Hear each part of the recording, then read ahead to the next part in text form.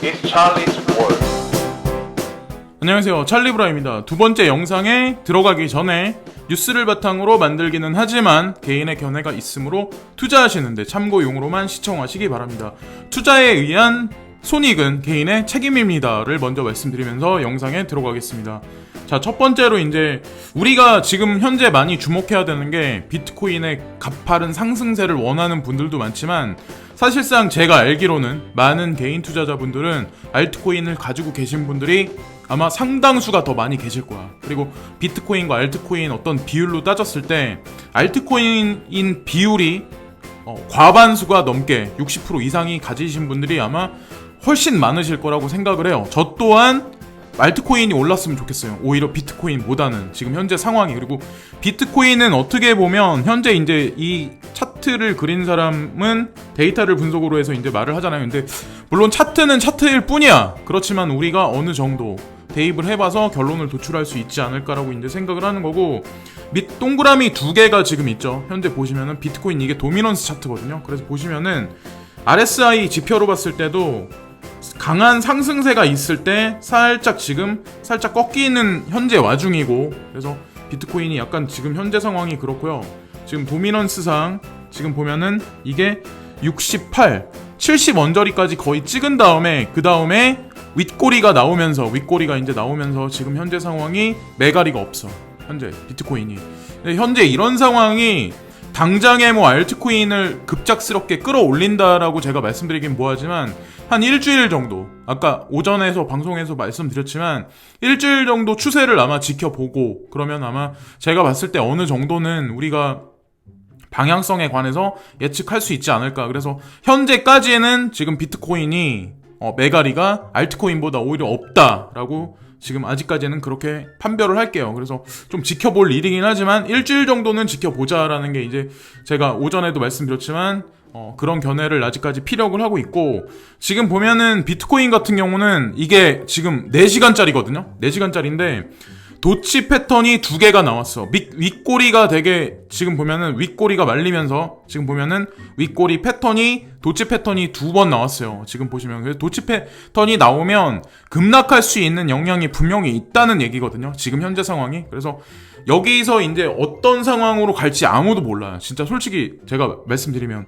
제가 항상 긍정회로 희망회로를 돌리긴 하지만 일주일 아니면 일단은 비트코인 같은 경우는 2, 3일을 지켜봐야 되고, 알트코인 시장하고 전체적으로 봤을 때는 다음 주까지는 아마 지켜보셔야 될 거예요. 그래야 방향성이 반드시 나온다고 생각을 하는데, 가장 베스트 시나리오는 사실 뭐냐면 10,000불을 넘어서 1,400달러 정도의 비트코인이 안착을 시킨 다음에 횡보를 시켜주고, 그리고 알트코인 도미넌스가 살살 올라가 주는 거. 그게 사실 개인 투자자들한테는 가장 베스트 시나리오고, 지금 이 현재 상황에서 비트코인이 다시 하락세를 다시 가서 만약에 밑에 저항 구간, 지지 구간을 만약에 뚫어버리면 결국엔 이게 8,800달러 거기를 다시 한번 테스트할 확률이 높거든요. 그렇게 되면은 그 상황에서 알트코인들이 어떻게 반응을 해줄지, 그들이 프로그래밍을 어떻게 했는지는 모르겠어요. 근데 지금 우리가 주시해야 될 거는 비트코인 가격이 급등을 할 거냐가 아니라 사실은 비트코인과 알트코인 도미넌스, 이들의 그 상관관계, 거기에 따라서 우리가 움직임을 어떻게 하냐에 따라서 많은 수익률이 좌우될 수도 있거든요. 사실은. 그래서 어떤 사람들 같은 경우는 알트코인 쪽에 약간 비중을 조금 더 이번에 폭락세 때 그때 조금 더 많이 주워 담았던 사람도 상당히 많은 수가 있긴 했어요. 사실은. 그걸 먼저 이제 말씀드리고, 일주일 정도는 기다려보자라는 게 제가 이제 결론 내려서 말씀드리는 거고, 4시간봉 패턴이 매가리가 없어 일단. 그래서 지금 매가리가 일단 없기 때문에 주시해서 봐야 되고, 근데 다음 주죠. 7월 25일 날 세계 블록체인 서밋이 지금 개최가 되는데, 여기에 이제 대표적으로 참가하는 코인 두 사람들이 있어요. 여기 보시면은 찰스 호킨스, 카르다노 재단, 찰스 호킨스, 그리고 두 번째가 여기 보면 로저버도 여기 이번에 참가를 해요. 이분들이. 그래서 이번에 뭐 이런저런 말씀을 하실 것 같아요. 그래서 그게 비트코인 캐시에 관해서 뭔가 발표를 할지, 카르다노, 에이다에 관해서 뭔가 발표를 할지, 아니면 찰스 호킨스하고 관련되어 있는 이더리움 클래식하고 호라이즌이 있죠. 그것들도 뭐라고 발표를 할지 그건 모르겠어요. 어쨌든 중요한 거는 이것도 작은 행사는 아니다. 근데 이게 7월 25일 날 펼쳐진다는 거를 제가 이제 말씀을 드리는 거고, 그리고 원칙을 우리가 있어야 돼. 암호화폐 투자를 우리가 하는데 원칙이 있어야 되는데, 제가 이거는 계속 강조해서 계속 말씀을 드리는데 되게 중요하기 때문에 말씀을 드리는 거예요. 자, 첫 번째가 비트코인 33%, 알트코인 33%, 현금 33%, 평균 적응 기준점을 가진 다음에 스타트 라인을 여기로 삼았을 때는, 만약에 비트코인이 상승할 시그널이 되게 가파르게 나온다 이럴 때는 알트코인에서 10%나 15% 정도 줄인 게 비트코인 쪽으로 미리 넘어가는 거고, 만약에 알트코인 시그널이 보이기 시작한다, 그러니까 만약에 요 근래 상태죠, 향후 일주일간 상태에 내가 시그널이, 만약에 알트코인이 조금 많이 더 중장기적으로 가파르게 수익률이 날 것 같다, 비트코인은 오히려 횡보하고 그럴 것 같을 때는 비트코인에서 알트코인으로 10에서 15% 정도 넘어간다. 그걸 원칙으로 하시고, 현금 같은 경우는 얼마 전에 폭락 장세가 있었잖아요. 그 현금을 그때 사용을 하는 거예요, 사실은. 그래서 전체가 다 현금을 완전 없애가지고 빵프로로 만든 다음에 모든 거를 다 코인 사면 수익률이 물론 좋긴 해. 근데 우리가 암호화폐 시장에 계속 있다 보면 어쩔 때는 해킹이 어쩌느니, 이번에 뭐 리브라 코인 청문회가 있기 전에 폭락 장세가 있었잖아요. 그런 일이 있다 보면은 한두 달에 걸쳐서 한 번씩은 생겨. 그럴 때 사용하기 위한 게 바로 현금이라는 거죠. 그렇기 때문에 너 현금 비중을 항시 두세요. 그게 얼마가 됐더라도 그거를 내 암호화폐 계좌에다가 항상 비축을 해두시고, 분명히 패닉살 할 때가 분명히 올 거야. 그때 주워 담으시면 돼요. 이 현금을 이용하셔가지고 그거를 강조해서 1대1 비율을 기준으로 해서 여기서 옮겨가자라고 이제 말씀드리는 거고, 두 번째가 이제 100% 매수 매도 금지하자라고 말씀드리는 거예요. 암호화폐 장세가 전문가들이라는 사람들이 예측하기에도 변동성 장세가 워낙 심한 시장이기 때문에 내 자신이 이 시장을 리드하는 어떤 그런 트레이더가 아니고 프로그램이 아닌 한 절대로 알 수가 없어. 다 맞출 수가 없어. 그래서 중요한 건 100% 매수 매도 금지하고, 또 하나 중요한 게 마이너스 10%의 손절 라인은 반드시 지키자. 그러니까 매매를 하실 때 나만의 원리 원칙이 분명히 있어야 돼요. 근데 업비트에 보시면은 스탑로스 기능이 있어요. 그게 뭐냐면, 내가 어느 일정 시점에 그 코인을 거기다 걸어도, 그러면 그게 거기 라인을 지나쳐서 이렇게 뚝 떨어지잖아요. 그러면 내 코인이 전량 매도가 돼. 그러니까 그런 거를 대비해서 사실 그런 것도 어느 정도 생각도 한번 해보시고 연습도 한번 해보시는 것도 나쁘지 않다. 스탑 로스 기능을. 그래서 해외 거래소에는 그런 게 되게 많은데 국내 거래소 중에는 제가 알기로는 업비트만 있는 걸로 알고 있어요. 그래서 그걸 또 말씀드렸고, 세 번째가 이제 코인 분석. 내가 가지고 있는 코인 분석의 포텐셜, 장기적인 어떤 그 로드맵, 그리고 관련되어 있는 기업들이 제대로 돼 있나 아닌가. 아무리 10분의 1 토막이 났더라도, 20분의 1 토막이 났더라도 그 코인의 펀더멘탈이 살아있으면 그건 상관이 없다는 거죠. 근데 문제는 그렇지 못한 코인도 되게 많다는 거죠. 그걸 아셔야 돼. 그래서 시총 높은 코인, 그리고 인지도가 어느 정도, 브랜드 인지도가 어느 정도 있는 코인은 절대 걱정하실 필요가 없다. 그리고 알트코인을 투자하시는 분들이 되게 많은데, 보면은 수익률이 좋은 건 사실이야. 근데 분명한 건 마이너스 90%도 올 수 있는 게 알트코인이에요. 그러니까 차라리 내가 다 싫어, 리스크 안 깨도 싫고 다 싫어, 다 싫고 복잡해, 그럴 때는 그냥 이더리움, 리플, 비트코인 이거 3개만 하시면 돼요. 더 나아가면은 라이트코인, 라이트코인은 반감기가 있기 때문에 그게 이슈가 꺼지면 아마 되게 많이 하락할 확률이 있긴 하지만, 그리고 비트코인 캐시 이런 거 위주로만 하시면 제가 봤을 때 나쁘지 않다고 판단하는 거고, 자, 여기서부터는 이제 제가 요즘에 돌아가는 상황에 관해서 제가 말씀드리려고 준비를 했는데, 그레이스케일 자산 운용사 베리 실버트가 대표잖아요. 그래서 이 사람이 가지고 있는 여기 여러 개의 코인들이 있어요. 그러니까 비트코인 캐시도 있고, 비트코인도 있고, 이더리움, 클래식도 있고, 지캐시도 있고, 리플 코인, 그리고 스텔라 루멘, 그리고 라이트코인, 호라이젠도 있어요. 여기 보면은. 근데 이 코인들이 있는데, 아무리 여기 이 사람이 아마 이 기관이 아무리 여기다가 포트폴리오를 넘었다고 해도 여기서 수익률이 되게 많이 떨어진 것도 아마 되게 많을 거예요. 많이 하락을 하고. 근데 제가 이제 그거에 관해서 생각을 해봤거든요. 근데 그레이스케일 자산운용사에서 광고를 나간 지가 그렇게 오래되지 않았어. 그리고 아직까지 사용하는 사용자가 미국 전역에 지금 계속해서 한다고 해도 그렇게 많이는 없는 걸로 알고 있거든요. 제가 알기로는. 자, 근데 제가 그런 얘기를 제가 왜 말씀을 드리냐면 지금 현재 시장이 돌아가는 상황을 제가 말씀드리려고 하는 거야. 이 기관 투자가들이란 사람들은 결국에는 간접 투자 상품을 만들어서 대중들이 이 시장에 접근할 수 있게 CNBC나 보도자료, 많은 매스미디어를 이용해서 결국에는 대중들을, 그림자 금융 세력들은 이쪽 시장에 투자하게끔 만들기 위해서 만들어야 돼. 그러면 이 사람들이 결국에는 쇼잉할 수 있는 히스토리가 있어야 돼요. 우리가 가게 같은 걸 딴 사람한테 넘겨줄 때도 매출액 전표가 매일매일 쌓인 게 계속해서 올라갔거나 나쁘지 않은 판단이 있을 때 다른 사람이 이 가게에 관해서 탐닉하거나 어떤 그 매매에 관해서 매력을 느끼잖아요. 그리고 그게 명분이 되잖아. 가격을 책정하는데.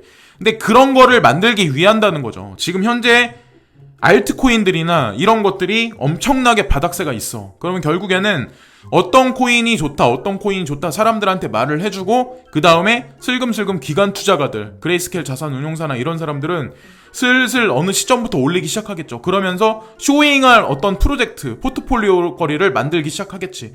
그럼 그 포트폴리오를 갖고 사람들한테 간접 투자 상품을 만들어서 팔기 시작하겠죠. 그게 ETF가 되겠죠. 결국에는. 그러니까 뭐 공인된 ETF는 아니겠지만 어쨌건 기관에서 만들어낸, 그래서 그렇게 연결이 되지 않을까. 그래서 현재의 가격이 여기서 한 번의 조정이 더 있긴 하겠지만, 있을 수도 있지만, 어쨌건 중요한 건 제가 봤을 때 거의 바닥 언저리가 아닐까. 그리고 여기서 한 번의 조정이 만약에 온다고 하더라도 그것만 견뎌내면 제가 봤을 때 나쁘지 않은 시장 조성을 위해서 기관 투자가들은 이런 히스토리거리를, 그래프가 슬금슬금 올라가는 수익률 구간이 있다는, 본인들이 투자한 암호자산에 관해서 수익률이 있다, 그러니까 대중들한테, 우리한테 와서 투자해라, 이런 거를 만들기 위해서 의도적으로 계속해서 찍어 눌렀지 않았을까라는 생각을 해요. 그래서 알트코인 장세에 관해서 되게 불안해하시거나 지금 힘들어하시는 분들이 되게 많긴 하는 건 알고 있어요. 왜냐면 계속 떨어졌으니까. 어떻게 보면 2년이 넘게 떨어진 것 같아요. 제가 알기에는 3년이 넘게 떨어진 걸로 알고 있어요. 자, 그러면 앞으로의 상황이 영원히 오르는 거 없고 영원히 떨어지는 거 없다라고 제가 항상 말씀드리지만, 그러지 않을까. 기관 투자가들은 그쪽으로 유도하지 않을까라고 이제 생각을 하는 거고, 자, 골드하고 실버 가격 지금 현재 상황에 말씀드리는 거예요. 1423달러, 실버는 16달러 15센트, 예, 크루드 오일은 56달러 70센트. 지금 현재 상황을 제가 간략하게 다시 한번 말씀드리고, 다우존스, 나스닥, S&P 500 지수, 달러 인덱스는 슬슬 꺾이기 시작했어요. 근데 이유는 아마 왜 그런지 다들 아마 아실 거예요. 이거에 관해서는. 그래서 지금 빨간불이 간간히 계속 S&P 500 지수부터 계속 보이기 시작을 한다라는 거를 한 번 더 말씀을 드리는 거고, 일본의 글로벌 암호화폐 결제 네트워크를 개발을 주도한다라는 얘기가 로이터 통신에 나왔어요. 그래서 이 내용을 읽어보니까 소식통은 이어 일본 정부가 이를 위해 다른 나라와 협력할 것이며라는 얘기가 나와요. 그리고 FATF, 국제자금세탁 방지 기구가 해당 프로젝트를 모니터링할 예정이라고 전했다. 근데 다른 나라와 협력할 것이다 라고 여기 나오는데, 다른 나라가 어디 나라일까요? 그러니까 우리는 일본이면 일본에 국한되게 생각을 해요. 근데 저는 제가 아는 걸로는 한국의 모 거래소 같은 경우도 일본 자금, 그리고 한국 자금, 중국 자금이 뭉쳐서 투자된 걸로 알고 있어요. 그러니까 많은 자금들이, 우리가 모르는 많은 자금들은 그렇게 국제 경계선을 계속해서 그렇게 넘나든다. 근데 어쨌건 중요한 건 글로벌 암호화폐 결제 네트워크에 관해서 일본이 주도적으로 움직인다. 결국에는 제도권 수용에 관해서 결국엔 한 발 한 발 나아가고 있는 게 모습이 보이기 시작을 하는 거예요. 내 알트코인은 까져 있는 건 사실이긴 하지만 시장은 어쨌건 팽창하고 있고 현실적으로 계속해서 디벨롭이 계속되고 있다는 거를 강조해서 말씀드리는 거고, 조셉 영이라는 사람이 비트코인이 몇 주 내로 극단적 변동성이 전망된다라는 얘기를 해요. 과연 이게 극단적 변동성이라는 게 급등한다는 얘기인지 급하락할 거란 얘기인지 모르겠어. 근데 저는 다음 주까지 시그널이 만약에 패턴이 만약에 완전하게 완성이 된다면 결국에는 여기 몇 주 내까지는 안 갈 거라고 생각하는 게 제 개인적인 견해인데, 몇 주 내로 비트코인 시세가 극단적인 변동성이 연출될 것으로 전망한다고 조셉 영은 말씀하시는데, 투자자들이 투자에 나서기 전에 자신이 왜 이 자산에 투자를 하는지를 다시 한번 고민해야 단기적인 수익을 추구는 결코 좋은 선택이 아니다라고 말했다라고 말을 해요. 근데 저도 여러분들한테 이제 말씀을 드리지만 제가 전문가는 아니잖아요. 근데 저도 제가 바라보는 이 시장의 마인드가, 저도 많이 까져있는 코인이 많은 건 사실이야. 근데 어떤 마음으로 보냐 하면 지금 현재 돌아가는 경제 상황하고 이 암호화폐 시장하고 맞물려서 저는 크게 봐요, 그림을. 그래서 좀 까졌다고 하더라도 그거에 관해서 되게 마음 아파하거나 막 이러진 않거든요, 솔직히. 어떻게 될 거라는 거에 관해서 확신이 있기 때문에. 그러니까 사람들은 가격에 되게 집중을 많이 하잖아요. 내 리플 코인이 얼마 갔으면 좋겠어, 어떻게 됐으면 좋겠어. 그런데 거기에 배가 되는, 거기에 준하는 명분거리가 있어야 되고 나만의 논리가 있어야 된단 말이에요.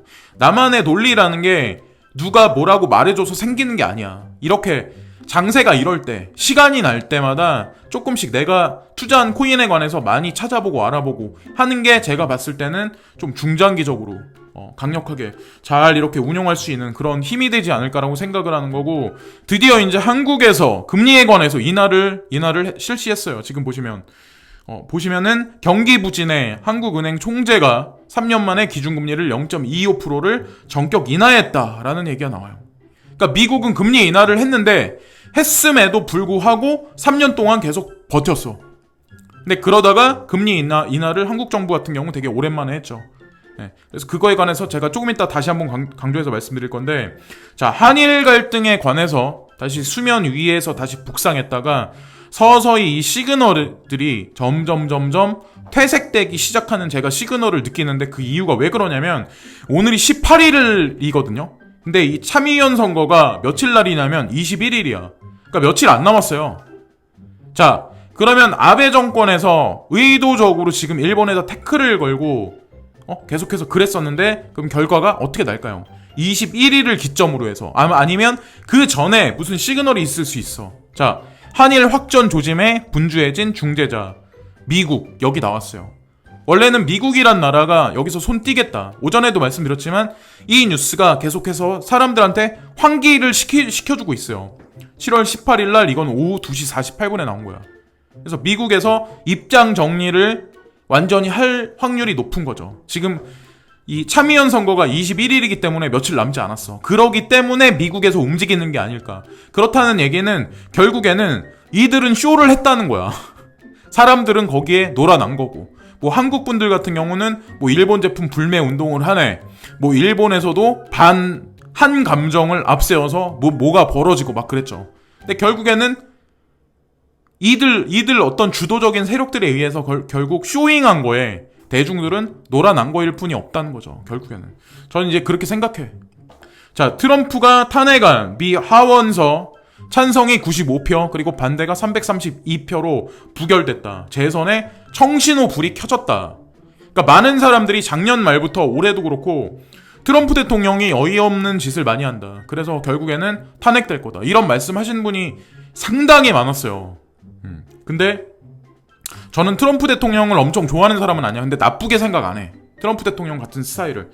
자, 반대가 332표로 부결됐는데 탄핵 개시 무기한 연기 될 듯이라고 나와요. 무기한 연기. 결국에는 그 누구도 트럼프 대통령을 미국의 대통령 자리에서 끌어낼 수 없다는 얘기야. 결국 그러면 만약에 재선에 선거에 당선이 된다면 트럼프 행정부에서 지금까지 계속해서 모든 행정명령이나 정책에 관해서 일관되게 할 수 있게 누군가가 도와주고 있다는 얘기야. 그러면 트럼프 대통령이 하는 지금의 정책들이 결국 트럼프 개인을 위한 거냐? 그건 아니라는 거죠. 저는 트럼프 대통령이 모든 정책을 극단적으로 개인적으로 만들어냈다고 생각 안 해. 어떤 체스 메이커에 의해서 모든 일들은 여태까지 진행되지 않았나라고 생각하는 게 제 개인적인 견해고, 미국 경제가 안정적인 성장세로 지금 접어들었다. 근데 연준이 금리 인하 딜레마에 빠졌다.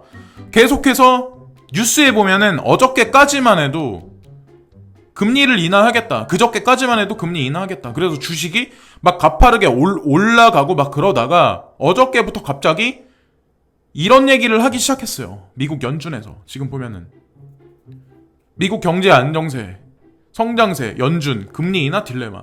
미국 경제가 나쁘지 않은데 왜 금리 인하를 우리가 해야 돼? 이런 얘기를 갑자기 하기 시작해요.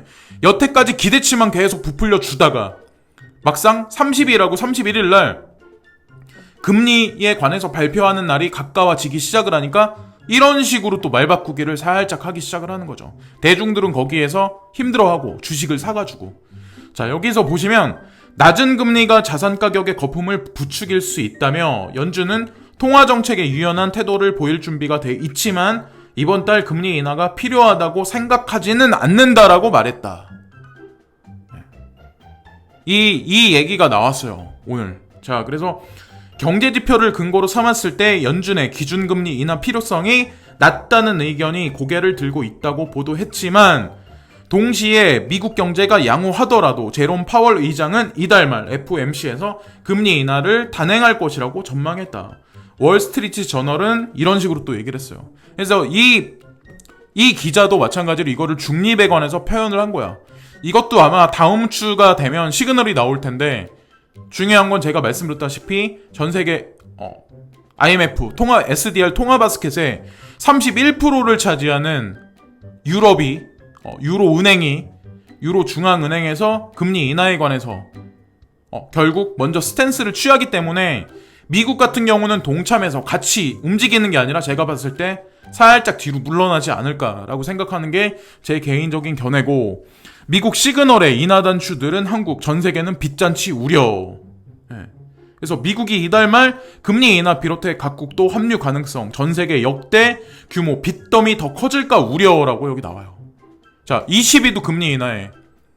그리고 유럽의 모 국가도 금리를 인하해. 그리고 한국도 금리를 인하했어요. 전 세계에서 경제적으로 내놓으라는 나라들이 점점 금리 인하해. 돈을 시중에 지금보다 훨씬 많이 풀겠다는 시그널을 서서히 보여주기 시작을 하는 거예요. 그러면 여러분들이 받는 급여가 한 달에 한 번씩 받는 급여가 내가 500을 받아. 예를 들어서. 그러면 거기서 예를 들어 300을 받아, 400을 받아. 그럼 그런 분들이 거기서 예를 들어서 난 쓰지도 않았는데 예를 들어서 이렇게 돈을 막 찍어내고 이런 식으로 하면 결국엔 난 쓰지도 않았는데 몇 년 안 가서 그냥 10%가 사라지는 거야. 결국엔 그렇게 될 수밖에 없는 거죠. 지금의 여러분들이 사드시는 김밥 천국 김밥, 짜장면, 탕수육 이런 거 가격들이 전부 다 올라. 차비도 올라. 그리고 뭐 재산세, 뭐 부동산에 관해서 보유세 이런 거 다 올라. 결국엔 대중들은 갈 자리가 없는 거예요. 투자할 거리가 없어, 마땅하게. 지금 현재 상황이 제가 보기에는 그래요. 암호화폐 시장밖에 없다고 생각을 해. 돈을 막 찍어내. 근데 전통적인 금융자산, 전통적인 안전자산은 금, 은이었어. 근데 지금 현재 비트코인 ETF가 몇 개월 안에 진짜 나올지 그걸 누가 알겠어요. 지금 7월 19일 날은 7월 18일인데 이게 10월 31일이 노딜 블랙시트가 되는 날이야. 전 세계 경제가 그 전에 퍼펙트 스톰 위기로 갈 수도 있다는 거죠. 그렇기 때문에 암호화폐 시장을 지금 엄청나게 끌어내렸다고 생각을 해. 왜? 그때 가서 그 전에 위기가 도래한다면 결국엔 시그널을 보여서 대중들을 이쪽 시장으로 끌고 와야 되거든.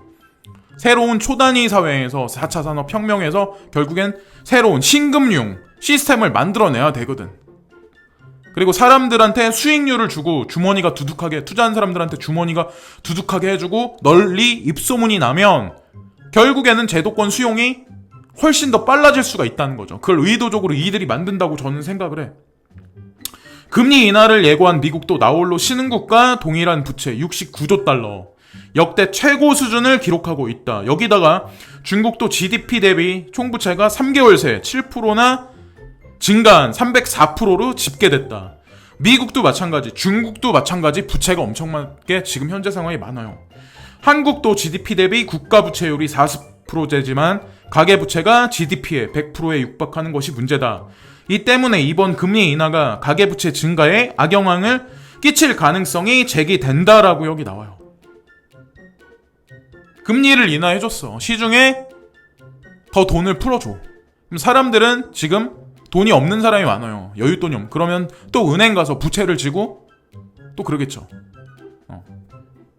그래서 결국에는 미국과 유럽 등 각국 중앙은행들이 속속 추가 금리 인하를 단행할 것으로 보여 전 세계 부채 규모가 올해 크게 증가할 수 있다고 분석했다. 점점 우리가 사용하는 캐시가 점점 휴지 조각이 돼버리는 거예요. 어떻게 보면. 그렇다고 저는 개인적으로 생각을 해요. 그렇기 때문에 암호자산에 투자하는 게 저는 리스크가 높지만 오히려 더 안전하다고 생각해. 내가 자영업하는 것보다 내가 어떤 뭐 건물을 사서 그거를 뭐 월세로 운영한다거나 원룸을 운영하는 것보다. 대학생도 점점 줄고 있는데 무슨 원룸을 운영해요. 그게 얼마나 갈 것 같아요. 몇 년 가서 내가 그 건물을 팔아먹으려고 그럴 때 거기서 벌써 몇 억이 까져 있다. 이러면은 남는 것도 없는 거지. 월세 다달이 팔았다고 해도. 저는 약간 그런 생각을 하거든요. 계산해보면 그러지 않을까라고 생각을 하고, 이마트 2분기 적자 위기에 정용진 위기는 생각보다 빨리 온다. 이마트 이게 부채가 생각보다 되게 심각해요. 제가 이게 뉴스를 보면서 야 이거 진짜 심각하구나 이런 생각을 했어요. 자, 근데 제가 말씀드리고 싶은 게 이마트가 이 정도로 심각해요. 이마트가 어느 정도로 심각하냐면 올해 1분기 영업이익이 지난해 1분기보다 51.6%가 감소했다. 반이 깎인 거예요. 이거는 진짜 말도 안, 이거는 진짜 문 닫아야 될 정도까지 간 거야. 거기다 51.6%가량 감소한 742억 9,234만 원을 기록했다. 특히 할인전 매출이 지난해 같은 기간 대비해서 29.5% 줄어든 1,143억여 원을 기록했다.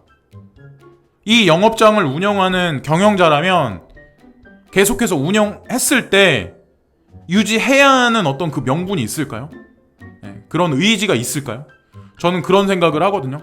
그러니까 하물며 이렇게 전문적인 사람들이 껴있는 이런 매장도 그런데 전문적인 지식이 없는 사람들이 운영하는 개인 자영업 같은 경우는 앞날이 얼마나 더 암울하겠어요. 특별한 재능이 없고 특별한 뭔가 없는 사람들이 만약에 있다면 자영업 시장에서 살아남기가 시간이 흐르면 흐를수록 당장이 아니라 내년은 더 힘들고 5년은 더 힘들다는 거죠. 저는 그렇게 생각을 하고, 오프라인 매장 관련 비용 증가 등을 이유로 이마트가 2분기 47억 원 적자를 기록할 것으로 내다봤다. 2분기도 안 좋아. 자, 이게 이런 일이 왜 발생될까요? 이마트는 미리 온라인 산업이나 다른 거에 먼저 미리부터 움직이고 발빠르게 대응을 했었어야 돼.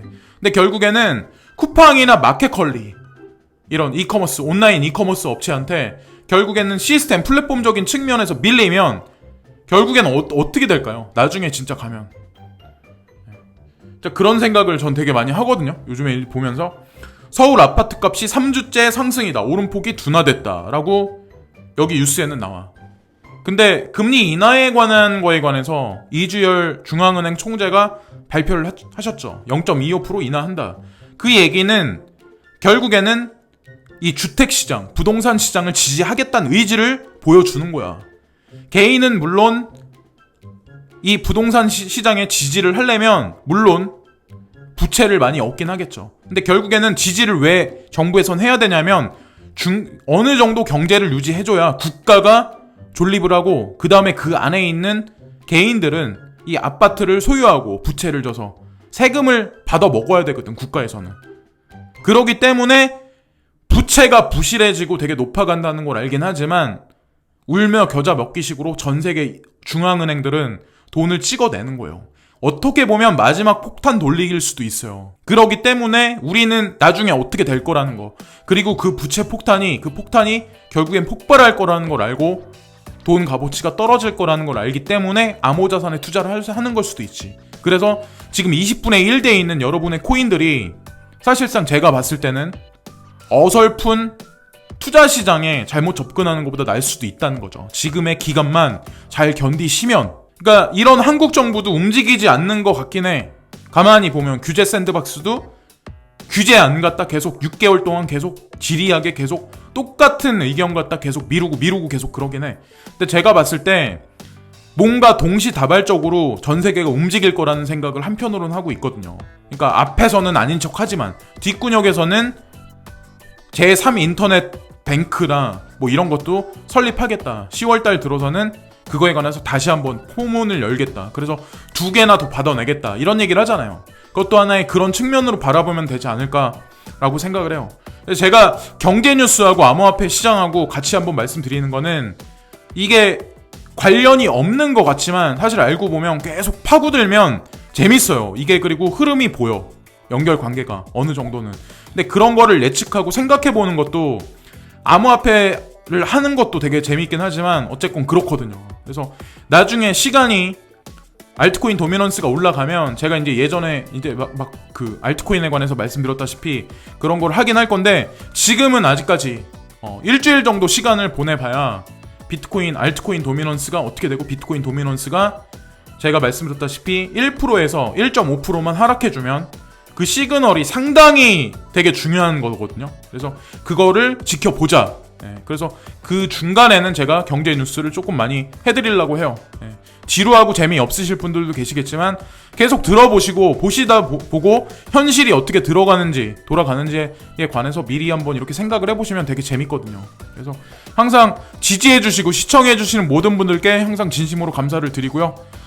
오늘도 남은 하루 좋은 하루들 되시고 구독과 좋아요를 부탁드리고요. 시간 되시는 분들은 광고 시청 한 편씩 부탁드립니다. 항상 진심으로 감사합니다.